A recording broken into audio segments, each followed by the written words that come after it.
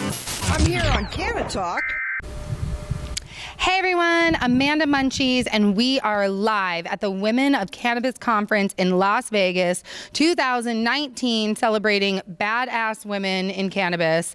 Look, I'm just being honest. So I am here with an OG of OGs, I just gotta say. Like, if ever applause was given or needed, we talk about pioneers in the industry. This gal certainly is one. I'm gonna be quiet for a moment, but I just wanna say we are here with the Bud Show and CR World Network representing, and we are super thrilled. So today we have Mila, and Mila, I'm going to let you tell them more. So who are you, and tell us a little bit about your journey, if you don't mind.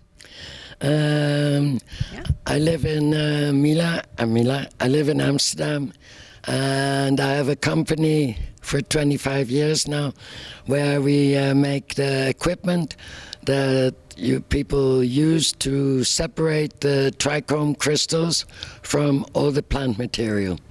If you have the trichome crystals separated, you can easily make hash, which was my purpose because I love hash.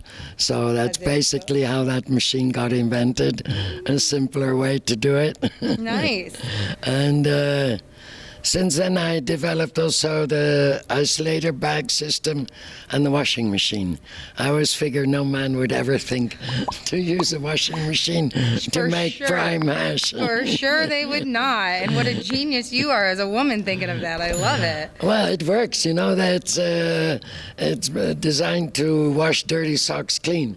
And for that washing machine, crystals are dirt and got to be washed right off the plant. Wow. And they'll float around in the runoff water, and as you collect, you have it run through screen bags, and there you got your hash. Wow. Yeah. This is like science stuff. Wow. No. How did you can hold the mic. You got this at this point. So how did you get into cannabis? When did it start for you? To 1964. I smoked my first joint, and it never really stopped. Yes, I love so it. it's 55 years now. Whoa, what an honor to be here with you. I hope that I am standing proud as a cannabis smoker at 55 years as a smoker. I only got 24. I got a ways to go to be there with you. Yeah, but you're not my age. By the time Not yet. Yeah. But you're looking stellar, by the way, Mila. So tell us more about what's in this book. So you're called the Hash Queen, and obviously you just said hash is your favorite. Is that what you alluded to? Yeah. Okay. Why do you like hash most? Well, I must say, actually, I started off with hash. In '64 in Amsterdam, there was no weed. And if you went down to the harbor, the red light district, there were sailors there, and they'd be selling hash. And they came from Lebanon, from Turkey, from Pakistan, from any hash-making country. And it was hash they brought. And like a European, we rolled it up with tobacco and smoked it as a joint. Yes, spliff. yeah, I was going to say spliffs. That's where they came from then, right? And I still do that.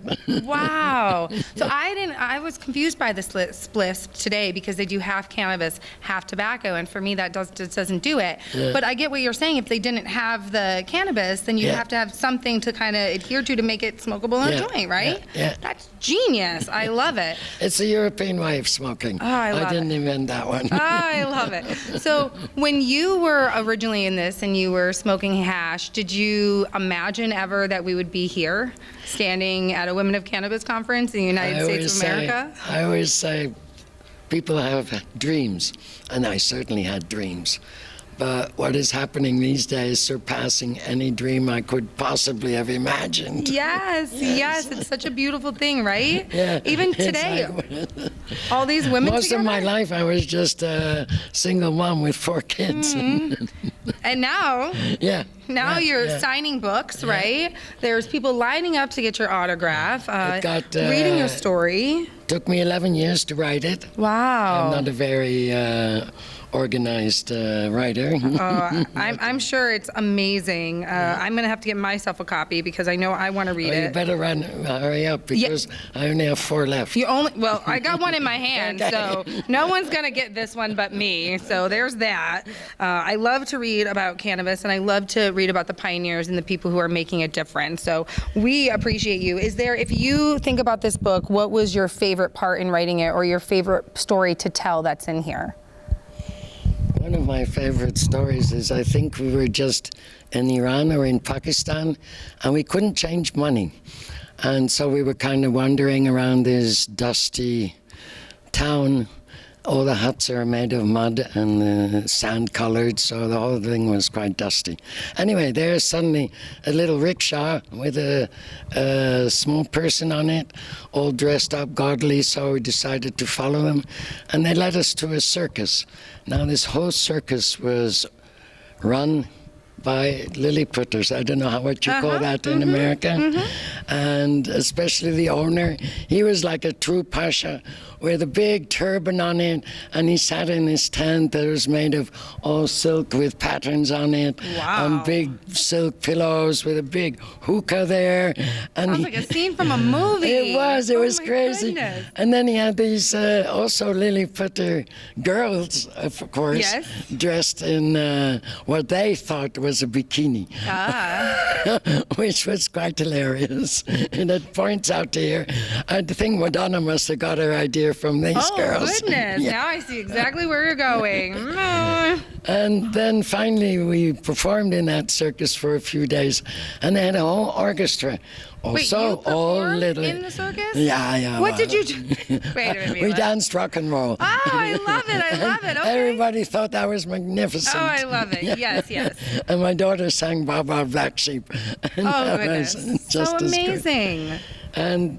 But this orchestra, all the instruments were big and all the guys were little. So the whole thing was just such a crazy, like It you say. sounds like a scene from a Fellini movie. Yeah, Yes. yeah. What an amazing life. And it sounds like just that's only to a run piece of into- it. yeah. Yes. Goodness, Mila. So as a woman in cannabis, I think I know we're all tired and wanting to go. It's been a long day here.